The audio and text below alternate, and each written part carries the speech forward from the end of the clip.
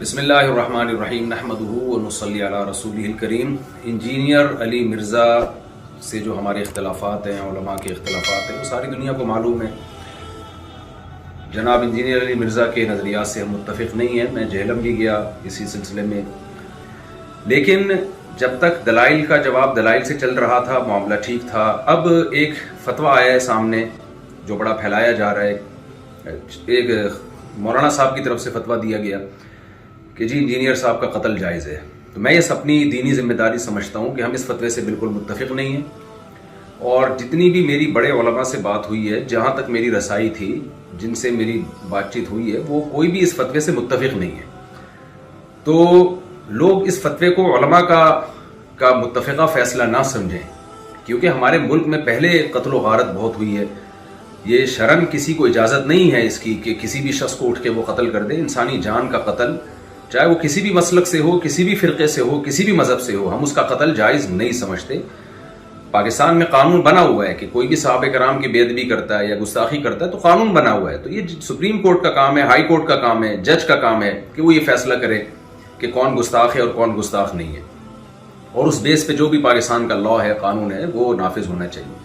لیکن یہ جو ایک فتویٰ دیا گیا ہے کہ جی اٹھ کے قتل کر دیا جائے، یہ بالکل ٹھیک نہیں ہے۔ میرے 20 اختلافات ہیں انجینئر علی مرزا سے، میرے کیا اہل سنت والجماعت کے علماء انجینئر علی مرزا کے عقائد کو درست نہیں سمجھتے، لیکن قتل و غارت کے فتوے دینا، انسانی جان غیر محفوظ ہو جائے ہمارے ملک میں، یہ بالکل جائز نہیں ہے۔ ہم اس کی پرزور مذمت کرتے ہیں، اور اس کو علماء کا فتویٰ نہ سمجھا جائے۔ ایسا نہ ہو کل کوئی سرپھرا اٹھے اور کسی انسان کو قتل کر دے گستاخی کی بیس پہ، بے ادبی کی بیس پہ، تو یہ بالکل غلط ہے۔ ہم اس کی بھرپور طریقے سے مذمت کرتے ہیں، اور علماء بھی، جہاں تک میری رسائی علماء سے ہوئی ہے، وہ بھی اس عمل کو جائز نہیں سمجھتے۔ تو ملک میں امن کی کوشش کریں، اور دلائل کی دنیا میں رہ کے ہی بات کی جائے گی، اس سے آگے بڑھنے کی کوشش نہ کریں، قانون اپنے ہاتھ میں لینے کی قطعاً کوشش نہ کریں۔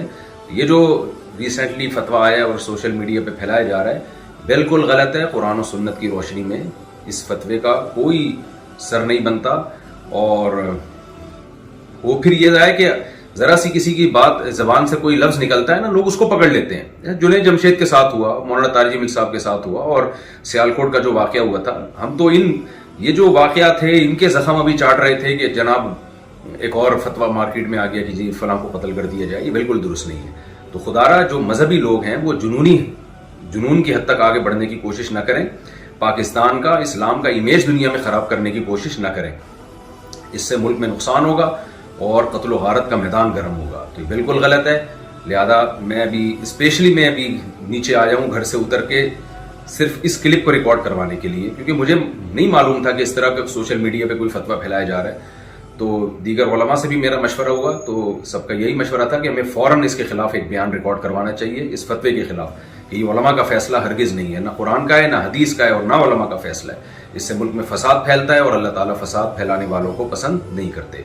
تو ملک میں ہر ایک کی جان محفوظ ہونی چاہیے، چاہے وہ کسی بھی مسلک سے اس کا تعلق ہو، یا کسی بھی فرقے سے، یا کسی بھی مذہب سے، کوئی بھی رائے ہو۔ دلائل کی دنیا میں آپ ضرور ڈیبیٹ کریں، دلائل کی دنیا میں آپ ضرور ایک دوسرے کو چیلنج دیں، اور اگر آپ سمجھتے ہیں کہ کسی نے کوئی کام ایسا کیا ہے جو آئین کے خلاف ہے، اسلام کے خلاف ہے، تو لاء کے ذریعے اس میں پنشمنٹ کی کوشش کی جائے، قانون کا سہارا لیا جائے۔ جج فیصلہ کرے گا کہ کیا سزا بنتی ہے یا نہیں بنتی۔